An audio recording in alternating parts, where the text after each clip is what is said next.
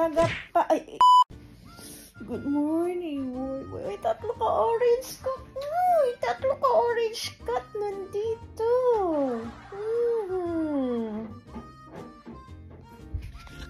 Good morning. Love you, Moy. Love you, Moy, mochi. Ayan na sila lahat. Hulo ko. Sino to? Huh? Oh, si Shaki. Come here. Uy, andito na ito si Maki. Good morning. Oh, dali na kayo maglarga na ta. Ginising na. Huwag kayong mangagat. May nangangagat pa. Wag naman manampal, Kuya Nori. Kawawa tuloy, Maki. Dali, Maki, be.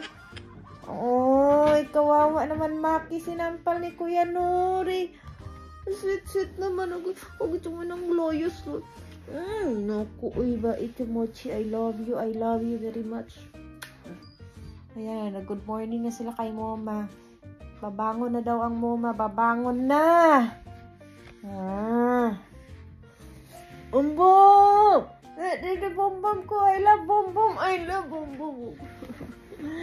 Ay, Mami Didak pala ito. Si Mami Diday. Dito pala si Bombom sa paa ni Moma. Dito si Bombom. Ayan. Yes, Mami.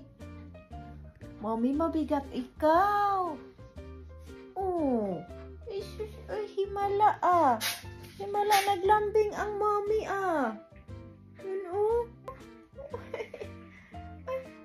Ay, man ito'y naglambing kay Moma. Ano kayang meron? Bakit kaya naglambing ang pusa? Uy, himala naglalambing kay Moma niya, ha? Ano kaya kailangan nito? Mukhang malaki yata kailangan nito kay Moma niya, no? After ilang months mga kamoma, ngayon na ulit nagpapalambing si Mommy Bada kay Moma. Siguro talagang malaking pangangailangan nito.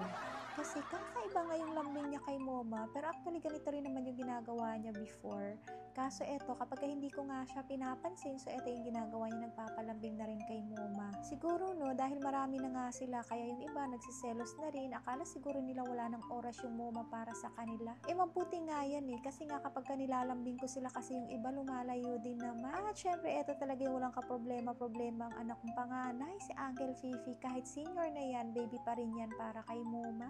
Pagkagising ko nga sa umaga, naabutan ko na sila kumain dahil pinakain na nga sila ng aking kapatid. Nagwe-wet food din pala sila sa umaga, tapos dry food. Then gusto ko naman hulihin etong si Chuchay kasi nga pasuotin natin ng diaper para naman makagala siya dito sa loob ng bahay ni Moma. Kaso nahirapan din akong hulihin si Chuchay mga kamoma dahil napakabilis na niyang tumakbo. Alam mo yun? Daig pa niya ang normal na mga pusa. Para talaga siyang hindi CWD mga kamoma. Normal talaga ang galaw ni Chuchay. So ayan na nga, pumasok na siya dito sa kwarto ni Moma, kaya nahuli ko na rin siya at napasuot ko din si Chuchay ng diaper. Para din naman kasi mga kamoma at hindi magkalat dito yung kanyang wiwi at saka ang kanyang poops. Pero minsan yung kanyang poops lumalabas pa talaga sa kanyang diaper kasi nga matigas. Parang itouch ng kambing. Pero at least okay na rin yun kasi pupulutin mo na lang. At nakadetain nga si Mommy C3 mga kamoma para iwas gulo naman. Tapos si Tita Myong bumabalik na nga rin unti-unti ang kanyang balahibo. Si Putay gusto ko talaga siyang ilabas mga kamoma, kaso napakasiga nga niya sa loob ng bahay ni Moma.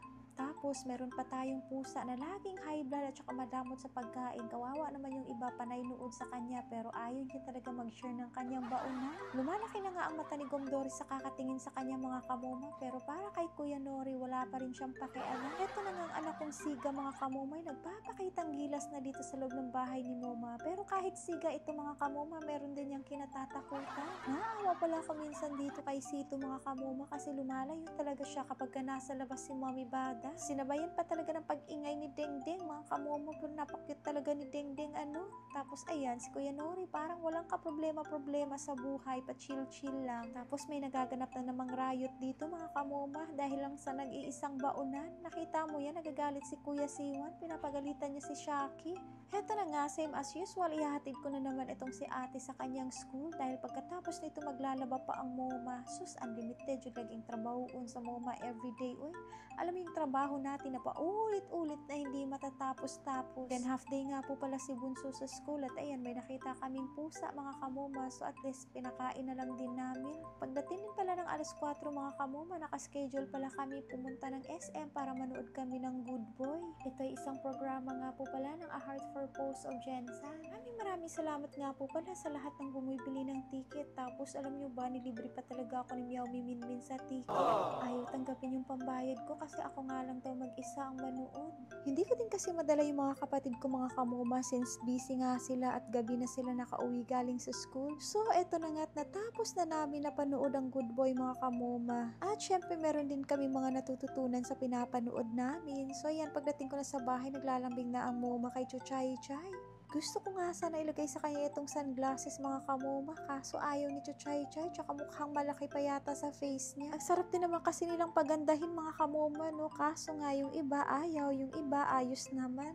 Kaya ayan, ayoko na ngang pilitin si Chuchay Chay, sayang maganda sana to't bagay sa kanya pero wag na nga lang. Kaya hanggang panggigigil na lang ang moma sa kanya.